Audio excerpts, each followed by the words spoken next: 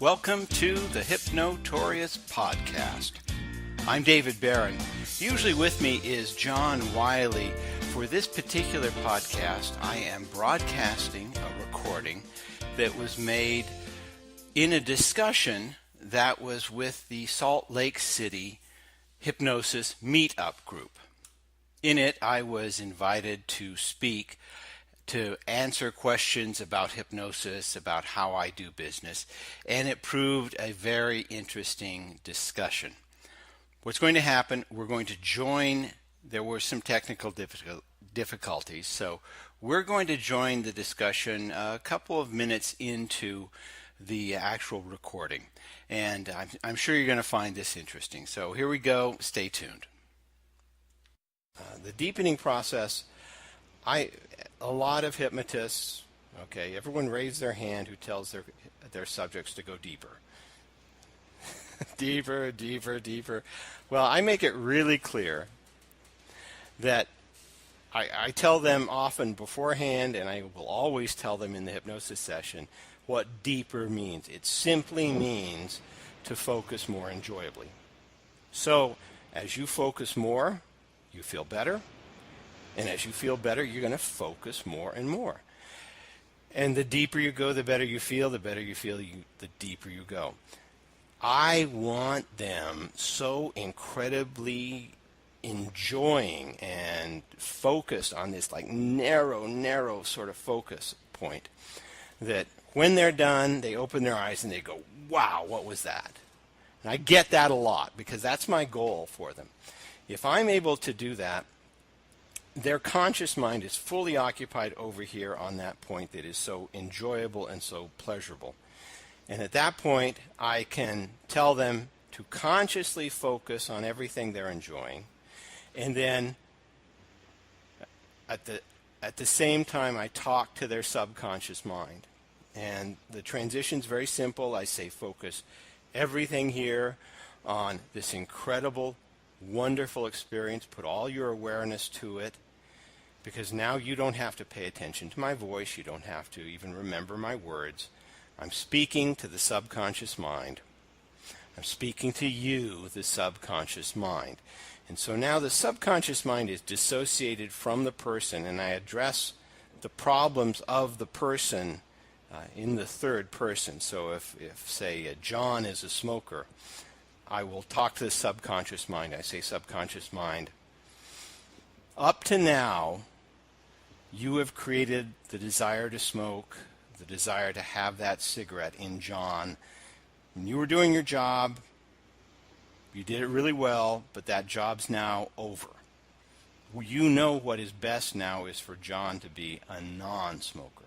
And so I go through this entire instruction to the subconscious mind, telling them how John is going to behave from this point forward.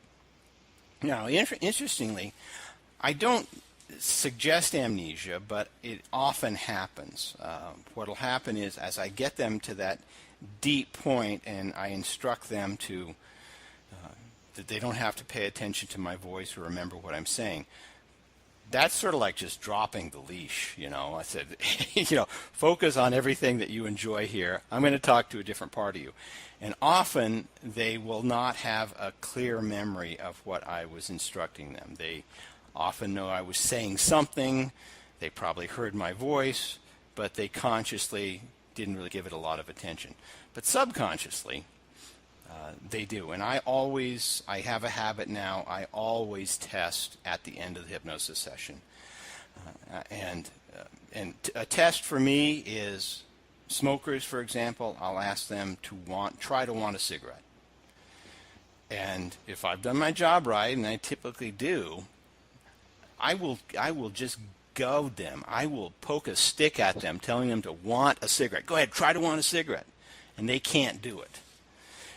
So that's the test. I will also test them by asking them to notice what it feels like when they say, I'm a non-smoker. And so when they say, I have them say I'm a non-smoker, tell me what it feels like. Typically they're going to tell me it feels good, so I have them repeat it a bunch of times, and they just feel better and better about it. So that's the short version of how I test at the end of a hypnosis session. People are different. I can usually get a very consistent result at the end of a hypnosis session, but how they respond over the week that follows can vary from person to person. Most of them don't smoke. Or if they do, it's nothing. They very seldom go right back to the old behavior. And if that happens, I deal with it. I just ask them what happened. I say, treat this as a lesson. You learned something really great, which is don't pick up that damn cigarette next time, okay? That's typically how I deal with it. But generally, I'll work with people for 3 sessions for most of the things that that they ask for. And typically, with me, if they need to come back, if they need to return for that particular reporting problem, I don't charge. I have a couple more questions. If I can reiterate, you develop a place they go to for pleasure. You define that it is pleasure to return to this place, that they know what the experience means. Well, I don't say pleasure. It's a place where they feel the very most in control. The sanctuary is where they feel the very most in control. So if they're in sanctuary and they want to feel pleasure, they just have to know that they can control that and build it up. You create the space, you bring them back, then you run them through the process that you're going to take them into. You define the characteristics that they're going to exhibit when they're done. Right. And you make sure that you reinforce that. Right. I want to repeat it back so it's clear for me and hopefully for everyone else here. Okay. Everybody who came tonight had some idea of what they wanted.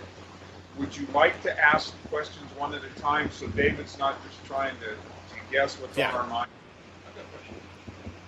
I was wondering if you still do the magic mirror. Okay, have him get the microphone a little closer, please. Use the magic mirror still after that? Oh, yes. Yes, the magic, for those of you who are familiar with the magic mirror, excuse me, is anyone unfamiliar with the magic mirror? I am. Okay, it is essentially what's referred to as ego strengthening, and there are a lot of really good ego strengthening techniques. For me, it is one of the most direct and sometimes the most profound experience. The magic mirror, my experience with the magic mirror is when I first heard about this guy, Jeff Stevens, who was doing hypnosis. A friend of mine told me about how he understood the magic mirror was. And the magic mirror is when you look at yourself in the mirror, or let me rephrase that, when you look at this person that you see in the mirror, not yourself, but this person that you see in the mirror, you see a person who is strong and loving and caring and loved. And I realized when I first heard the description of that I was feeling really crappy about myself. And so I made it just almost a meditative process. I would practice it regularly so that I could see myself as someone who is strong, loving, and loved, and so on. So the magic mirror is, again, it makes them look at themselves in a way that they see themselves as strong and loving and someone of value. And I found it is not uncommon when I start talking about that, and it's only like a minute long, that they start to get really emotional. And I know for some people, they get emotional because no one's ever told them to consider that they're loving and beautiful inside and out and caring and worthy. And once they actually start to see themselves as that, things start to change. They start to feel really good about themselves, and it helps everything else that takes place. So to answer your question, the magic mirror is just a staple of everything that every hypnosis practice I do. And I encourage it. If you don't know the magic mirror, I have some books where you can learn it, but just look into hypnotic techniques of ego strengthening. So the person feels better about themselves, and you will get very much the same results. So if you're working with somebody to help them quit smoking, how would you use a magic mirror in that hypnosis session?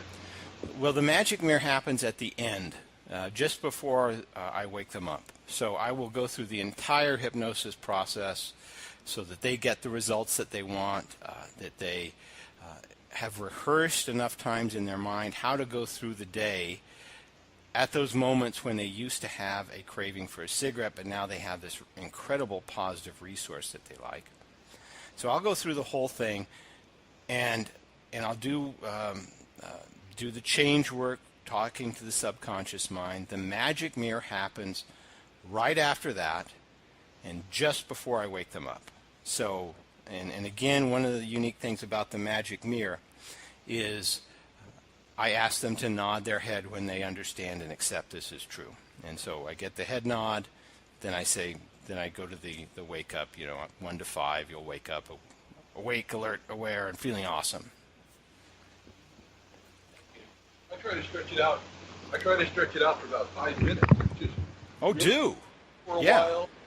Yeah, and have them visualize what they're, themselves, standing in front of the mirror, looking at themselves as the changed person, a non-smoker. You'll be a non-smoker for the rest of your life. And then what I have them do is step into the mirror and put them on like a suit, like a coat. Just put that on. Now, that is you. It's incorporated in you. Right. Excellent. That's Really perfect. Perfect. That's similar to a technique I used to use where they would go into a room and then see this other you, and they'd have this sort of emotional exchange with this other person that is them, and finally accepting it and embracing it and sort of melding into it. But again, it's ego strengthening. Make it a part of every hypnosis session. I think it's just absolutely mandatory. Thank you. Yeah, absolutely. So when you're talking to the subconscious, are you asking them or having them identify some series or event or emotion that happened to them to instigate the, like, for example, smoking? No. The short answer is no. What you're talking about is regression and going back to a initial sensitizing event. I used to do that, and there are some very rare cases where I will use that as a very last resort.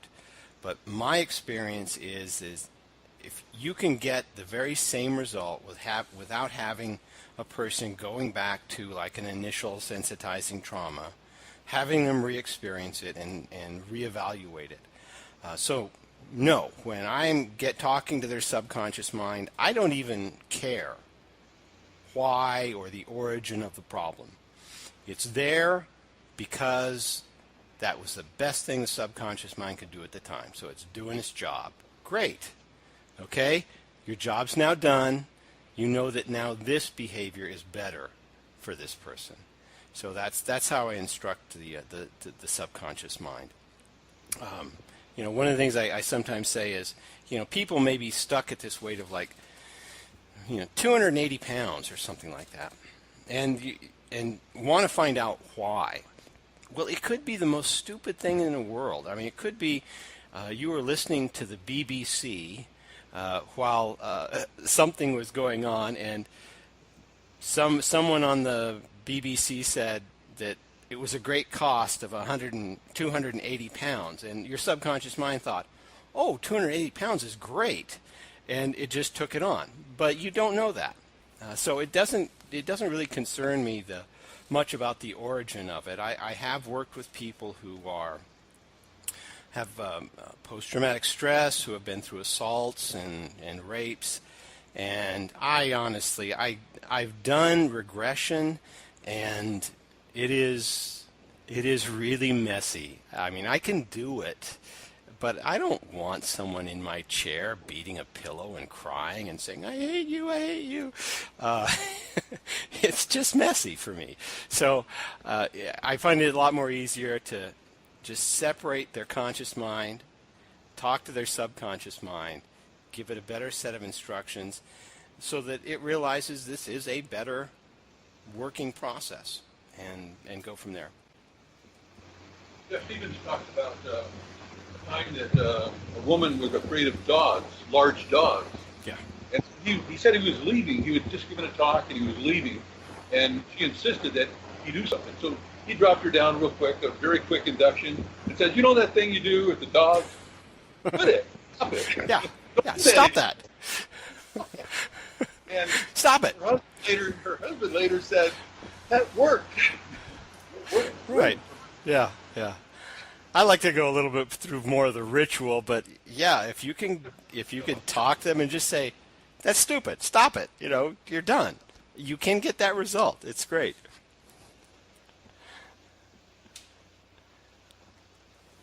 Anyone else?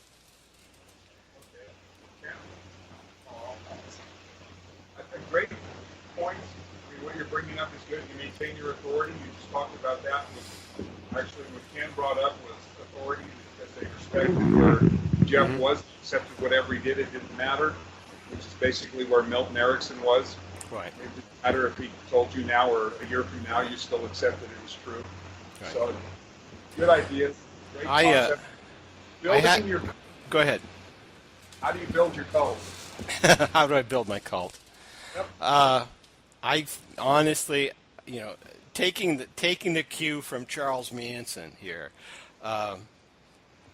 honestly, the very best way that Manson did with his followers, that if I were to have a cult, is to make a point of you make everyone feel better. Not just good, but better. And better than what? Better than they were feeling a moment ago. Better than they were feeling with anyone else. And better than they were feeling in your absence. So if you can focus on that and always make an effort of making someone feel better, they're going to want to be around you. They're going to want to follow you. On top of that, demonstrating a sense of confidence, making sure that your self-confidence is unmatched to anyone. Now, Charles Manson was a sick mofo, so I will tell you that right off. And he was probably so confident because he was delusional. He had screwed up beliefs about himself. He believed, that he had godlike powers. So his confidence was pretty much unmatched. And he wouldn't hesitate when an idea came to mind to act on it. To a lot of people, that's going to be seen as authority. They're going to look up to that. But there are ways you can do it physiologically. First of all, if you stand comfortable, make sure your head is over your shoulders are over your hips, and you stand without fidgeting. You don't move any more than you need to, and you speak efficiently. That's going to be perceived as authority. There was an interview that Michael Caine was doing on National Public Radio on the show Fresh Air, I think it was. And he talked about when he was learning acting, he learned that there's a thing called, he called it status, I think was a term. And people with really high status, they don't move a whole lot. So when Michael Caine was playing a gangster, a bad guy, he wouldn't even blink very much. And he would say it and say things in the most creepy way. He would just look at the character he's saying, I really like you. I think you're a great person. I'd really like things to go well for you. So just follow my instructions. And the idea behind that was if you are a person of authority, a person of high status, you don't have to move. You have people who move for you. And he said when he practiced this, he would actually practice not blinking when he's looking at people. And it would creep some people out after a while, but it's a good exercise to try to do every once in a while, I think. And also, make eye contact with people. And would just look people directly in the eye and demonstrate that you're interested in them, you're going to have people want to be around you. And then, and in addition to that, if you want to actually get seriously into cult building, give them simple instructions on things to do. Like, you get in the elevator, press the second floor for me. Or, could you hand me that pack of sugar? Could you move that over here? Come a little closer. Get them used to following instructions. But honestly, the best way to, if you're serious about building a cult, and believe me, I'm not, is to have some sort of grand vision that you want to share with people. Just think about any sort of religion. The whole idea of having a grand vision is to enlist people so they feel like they're a part of something bigger.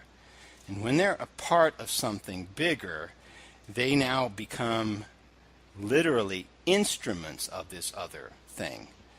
And as they become instruments of this something bigger, they don't necessarily connect strongly with the consequences of their actions, because it's just like in Nazi Germany. I was just following orders.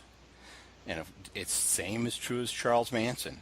They did it because they were part of something bigger, and I had this big vision, and it was crazy once they get perspective and look back at it.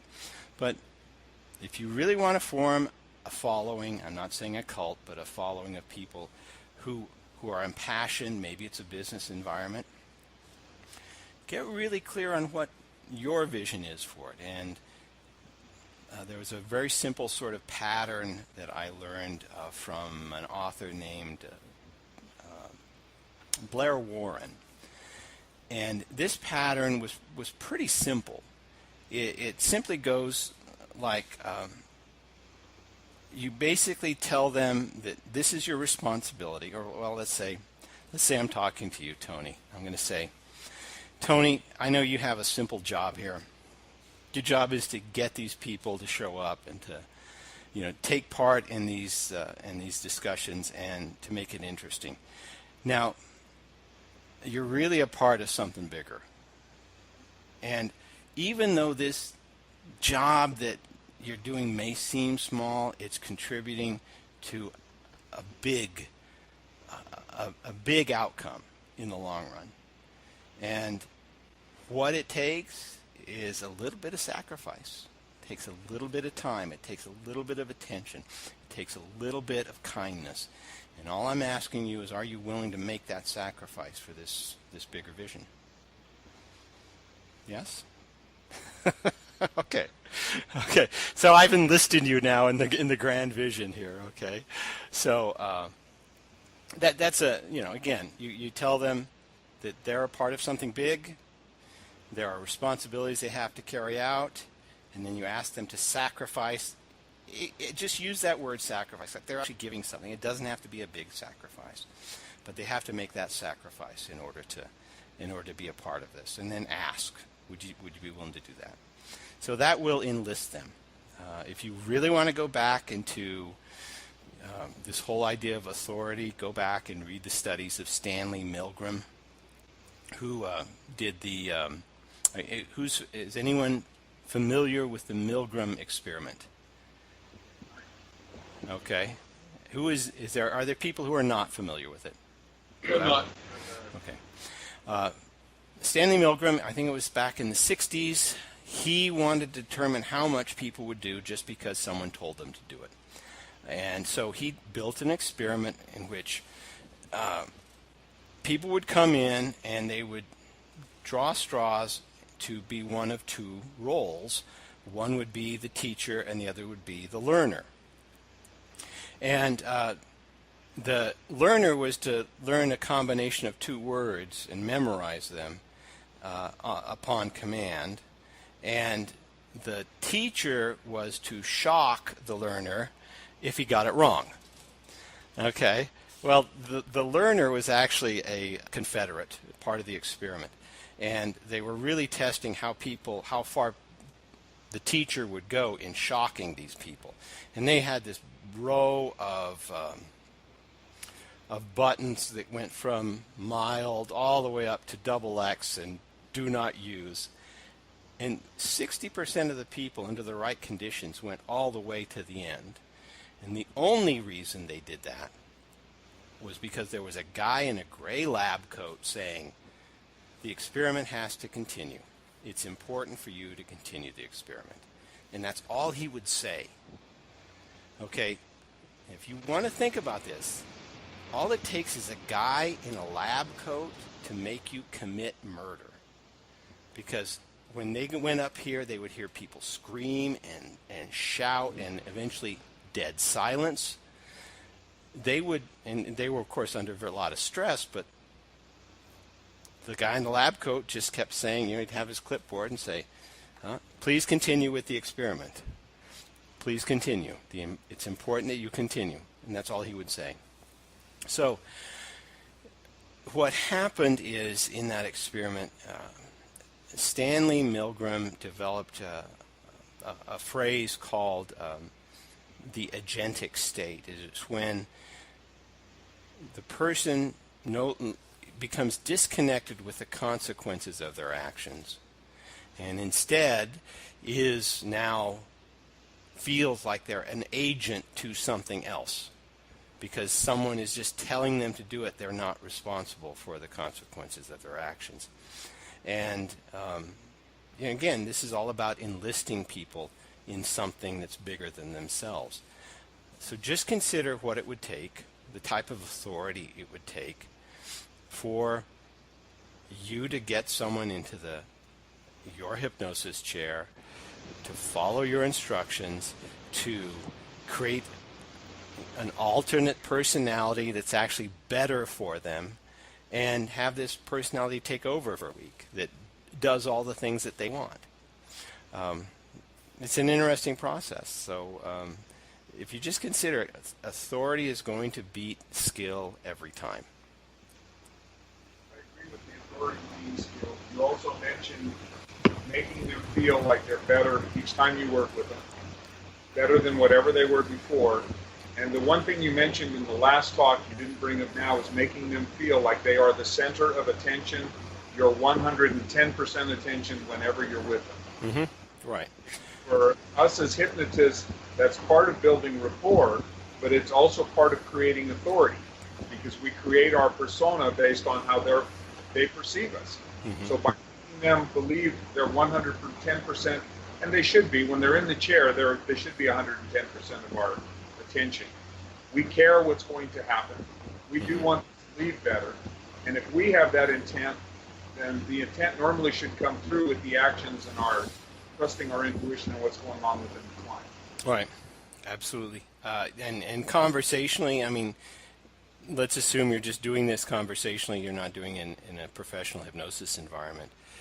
Just look at people. Let them feel as though you know they're important, and ask questions accordingly. So, ask them questions about what they were just talking about. Ask them questions about the things they are interested in. And the wonderful thing about it is you never really have to think much about what to say. You just have them talk about what they like. So you'll say, tell me how you started to do that, or what was it like when you began to, and you fill in whatever they just said. And of course, people love to talk about what they're interested in, so they're going to feel like, you're sincere, that you're interested in them. And, they're going to love being around you because you're an interesting conversationalist, and all you're doing is just having them talk.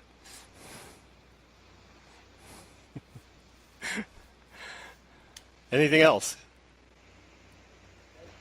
I have another question. Yeah. You've written some articles on building a business. If you go from zero, it's kind of similar to what you're talking about. If you want to build a client base that's interested in you and will only come back to you, what would be the best way to go about this and start to develop your business so that you have a good client base and they would only come back to you? Okay. How would you do that? I love that question, because I will tell you exactly what I did. I moved for very bizarre reasons, I moved to the East Coast for a couple of years. And I moved to Manchester, New Hampshire. There were other hypnotists there. I didn't know anything about them. But when I decided to set up shop in New Hampshire, I decided that I was going to be the preeminent hypnotist there. Not the premier, the newest, the latest, but the one that everyone else is going to be chasing. And I just had that in my mind. So what I did is, I got a web guy, and it took me a couple months to have him actually understand what the heck I was talking about. But then once he clicked, this whole idea of presentation, I thought, okay, what can I do so that I can make my personal presentation the most professional, the most authoritative? What can I do to make my office the most authoritative and professional? What can I do that never puts down any other hypnotist, but lets me stand out among them? And so I had my own strategy. I would have a money-back guarantee, for example. And occasionally I would give money back. I don't care. I always want a great review on Google or wherever. So I just ensure they're happy all the time. And I also made sure that when I'm working with somebody, I always try and go for that wow, that when they get out, they know something happened inside their head that they don't know what it is, but it sure is really cool. And they're going around, telling people about it. So I would tell you, if you're starting out, think of the term preeminence, the best in the area. So define your area. If it's your town, then be the best in your town. But be the best in your town first in your head. And have that sense of confidence. And, if you haven't, if there are other hypnotists around there and they've been around there longer, it doesn't matter. You're just the best, and you're just going to, be like a swathing the grain. You're cutting the field up with them, and you'll, let them compete against you. You're not there to compete against them. That's where you would start. First starts in your own mind. It starts in your absolutely. own mind. Oh, yeah, absolutely. And once you have that mindset, then it may depend on your budget too, but use that and determine how you can do that. How are you going to dress? How are you going to present yourself? How are you going to answer your phone? What are you going to tell people? Your presentation is everything here, so that you stand out in people's minds as well. Obviously, this is the guy you go to in this area. Okay? Very good. Thank you. Yeah, you bet. Oh, and I should add to that. Okay, I'm going to add to that. So I was in New Hampshire. And I did this, the preeminent hypnotist, blah, blah, blah. I did really great. And then what happened is I moved to Ontario, Oregon, which is not New Hampshire. It's like rural area. So I could go and marry this person I was going to stay married to for the rest of my life finally. And so I hired someone in New Hampshire over here to take over, and they worked for a while, and then they went away. And all of a sudden, I keep getting these calls, and I have no hypnotist there to do it. So I still have my office. I set up a computer there. I still have my website, and they come in. They're in New Hampshire, and I deal with them through teleconferencing like this from this point forward. It worked out incredibly well, and now I have my clients here in Ontario, Oregon as well that I work with. So that was just weird. It just sort of happened. I wish I would have thought about it and done it earlier, but it worked out great. It was very bizarre how it happened, and I'm really grateful for it. Is this larger there in New Hampshire or in Oregon? I definitely get more people from New Hampshire because I was established there longer, and it's a bigger environment. And there are more hypnotists around, so people have hypnosis a little more in their mind. Here, I'm the only hypnotist, which is actually a drawback in my mind, because I have to tell people there's a hypnotist in town. They don't know of other hypnotists around here. And, I have to tell them, and it really works too. In New Hampshire, you got acupuncturists, you've got massage therapists that do all sorts of things, and hypnotists. So I always recommend it's best you're in an area where there are people who will compete against you. You're not going to compete against them. They're going to compete against you. Just make that clear.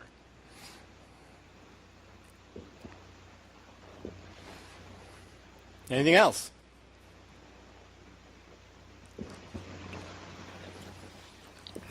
So define your success. It depends on a couple different ways.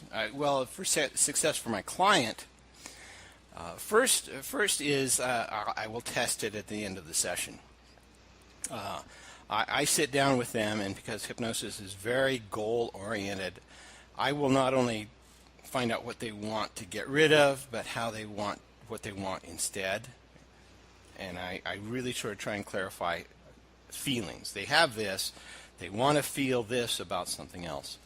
So again, I'll use smoking as an example. At the end of the session, when they say I'm a non-smoker, it feels true. They can't bring up a craving. They feel awesome about it. They feel excited about it. For me, at the end of the session, that's a success. I work with them. I have them do a 3-session commitment with me. And again, it's making sure they are on track each time, that they get the result every time. The second session, I work really hard at sort of strengthening their new identity, so they feel as though they're the person who has the qualities that they would admire. Even though we're working on something like smoking or weight loss, I want them to identify themselves as someone they would admire. And the last one is, last session, the third session, is really focused on just a general focus on health that is mental, physical, and emotional. So with my clients, that's how I sort of evaluate their success. If you ask me about my success, it's being able to pay my bills. It's being able to save a little money. It's being with my wife, who is finally someone I want to stay married to. And God, we spend almost all the day together. There's not a day we're apart. And that's success too. And we're working really hard to just sort of, build, team Barron, yay, go. That's that's what we're trying to do. But there's more. There's more that I want to do. I want to do a lot of teaching, so that's always the goal. Success for me is reaching out like this and encouraging other people. Just, really trying to light a fire underneath them to let them know that this can be awesome and there are ways of doing it. And I'll share with people how I've done it, or at least what I know works for me. Okay? How many smoking clients or percentage would you say your smoking is to whatever else you're specializing in, or have you specialized? Okay, yeah. Typically for hypnotists, there's 3 things you're going to work with: smoking, weight loss, and anxiety. And when I started off, it was a lot of smoking. What I've ended up doing a lot of is anxiety, which is really a total surprise to me. But I get the results from it. Percentage-wise, I would say weight loss only counts for, it's much less than a third. But smoking and anxiety, maybe each about 40%, I would say. How long is your average session? You do weight loss. Average session is about an hour. I am thinking, I have to decide to do it, but I'm really trying to think about doing an hour and a half so I can go through, the whole half hour of this entrainment process that I talked to you about and get really people in a very compliant state. It would be really cool to do that. But typically for what I'm doing, it's not that necessary. But yeah, if I could go a little longer, I'm sure I could get some really dramatic results in people, but I can get the results in an hour, usually. The hour session, how much of it is hypnosis? It sort of depends. I'll spend anywhere from 10 minutes to maybe 20 isolating what they want to change and then clarifying the whole idea of what hypnosis is and their responsibility. Sometimes it only takes 10 minutes to do that. They're really clear on what they want. They're really clear on what they want to get rid of and how they want to feel instead. And they're just generally real eager to get the results. Jeff Stevens, he made a point of saying his pre-talk consists of the words, "What do you want?" That was it.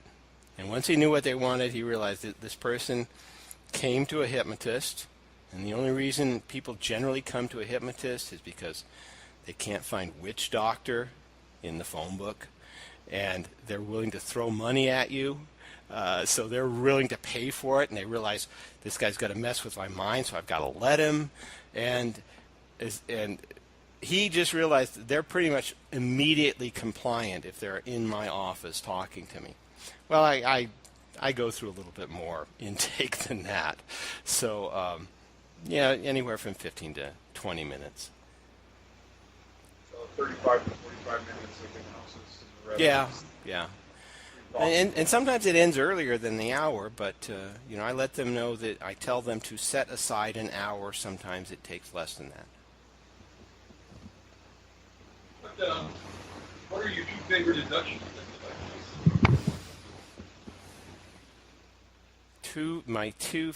Well, the typical one is just an eye lock induction. It's very simple. I'll go through a sort of a process of entrainment, and I will say, I'll just give it to you now. I'll say, take a deep breath. As you exhale, close your eyes. Good. Take another deep breath. And as you exhale, let everything go. With your eyes closed, with your head facing forward, gaze your eyes to the right, and you'll see their eyes sort of move this way. Now to the left, this way. Now gaze downward. Now gaze up toward the center of the forehead. And with your eyes focused toward the center of the forehead, put all of your attention now to the eyes and eyelids. And for this moment, for right now, just pretend, imagine, just suppose you've taped your eyelids shut and they're locked and sealed together so tightly they wouldn't move, they wouldn't open even if you tried. Make that true and test it. And so you'll see them test it. And then it's just a matter of going deeper, deeper, deeper. So that's typically the one that I use. Sometimes if I'm in a funky mood, I'll do like a hand drop induction or something like that. But I rely on mostly a modified sort of element induction like that one.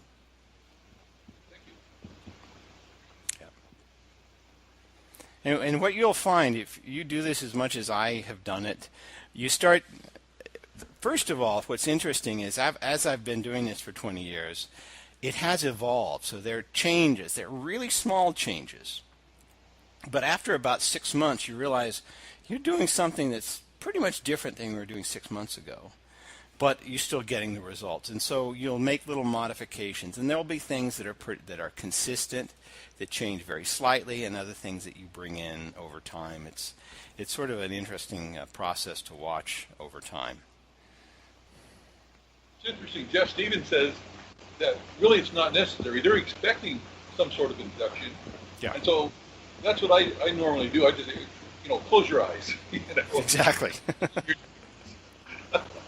That seems there was a hypnotist in in Las Vegas. You've heard of him. His name's Marshall Silver, and he was at a restaurant, and this waitress was talking to him, and he said he's a hypnotist. And he says, "Can you make me stop smoking?" And he said, "Yes, but I will have to hit you in the head."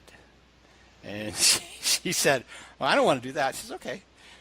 But she got curious, and she came back again and said, "Would you really make me stop smoking?" He says, "Yeah, but I'm going to have to hit you in the head." And so finally she said, "Okay, I want to stop smoking." And he got her head, he like slapped her in the forehead, like a big red mark on the forehead, and said, "Smoking be gone." And that was it. It was gone. I mean, she might have had whiplash, but she was not a smoker. Sounds like a mini hint. Yeah, exactly. The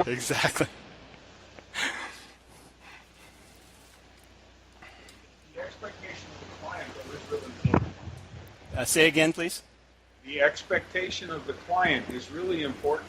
If they expect you to take time and hypnotize them, you need to take time. If they expect to not remember, you need to make sure they don't remember. Right. Their belief system is what we have to work around. I've seen so many people that are so caught up with, I need to do it my way, instead of listening to what's going on with the client to give them what they need. And one-on-one, that's much easier than groups. And you're teaching now, you found working with groups makes it much more difficult to watch everybody and see. So we start creating formulas to try and make sure we cover everything. Right. But the most important thing, at least from my point of view, is delivering on the client's expectation.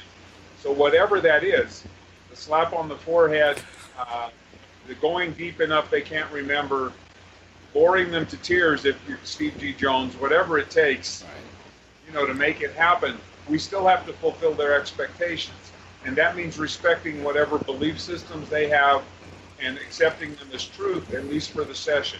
Right. One of the sort of qualifying questions that I ask, and it seems very innocuous, but I ask it for a very specific reason. I'll ask them if they've ever been hypnotized. Typically, they have not. And I will say, what do you think I know you're just going to guess because you have no idea, but what do you think it feels like to be really deeply in hypnosis?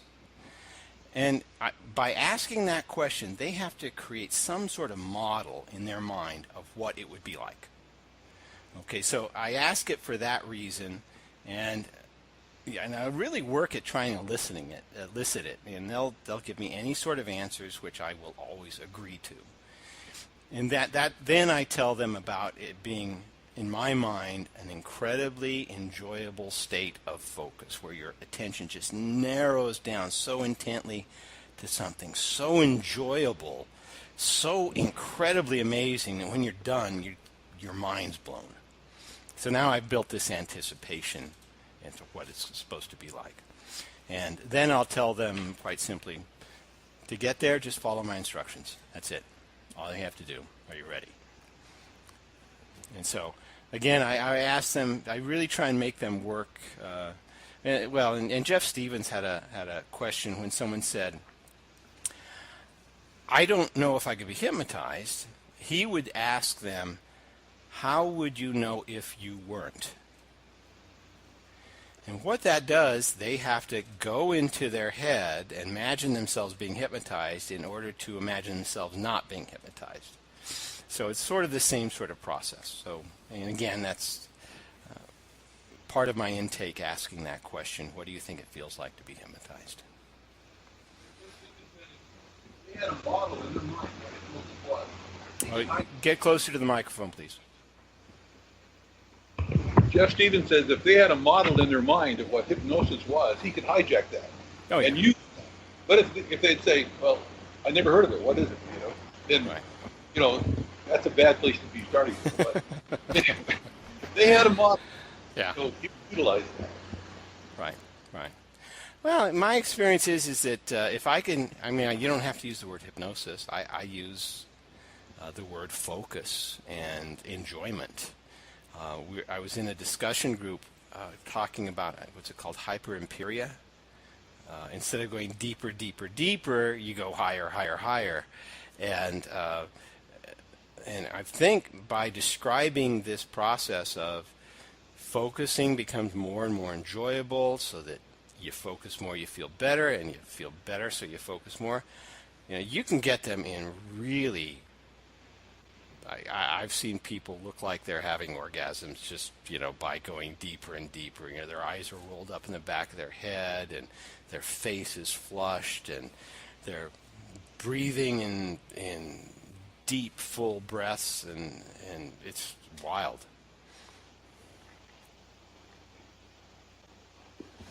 Can you comment on Xduction, on bringing them out? Yeah, for me, it's very straightforward. It's much like Jeff Stevens said. I do a 1 to 5 induction. At the count of 5, I'm going to count from 1 to 5. At the count of 5, you're going to be wide awake, refreshed, feeling amazing, absolutely incredible. I sometimes say, at the count of 5, you're going to open your eyes and say, wow. And I sometimes get that. And then I count them up. 1, relaxation leaving the body. 2, energy moving in. 3, take a deep breath.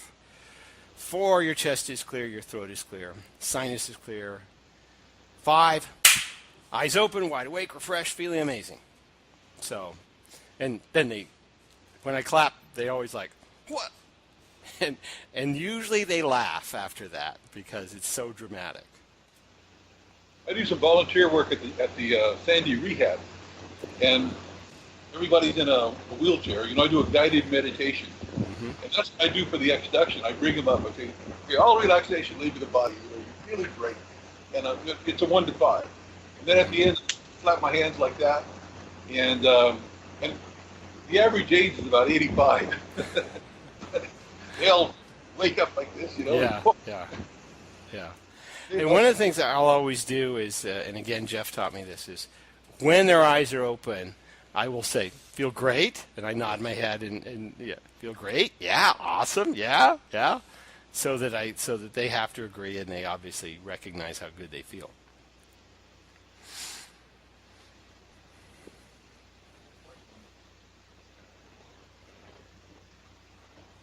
David, I really appreciate you coming online and meeting with us and taking the time.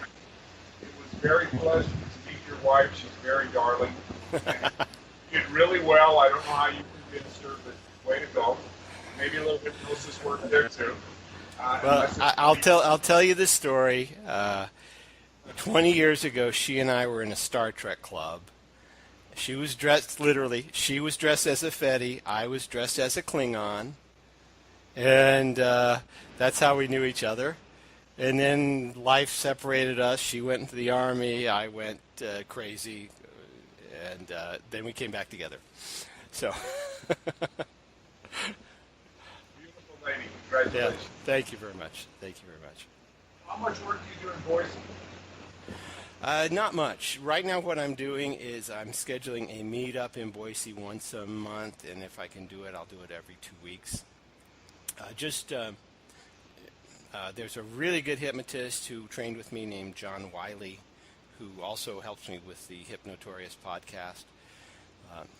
We're just sort of working together. He has a practice that he's pretty much reaching his limit, so if he has more than he can work with, I'm going to go there and help him with the overflow.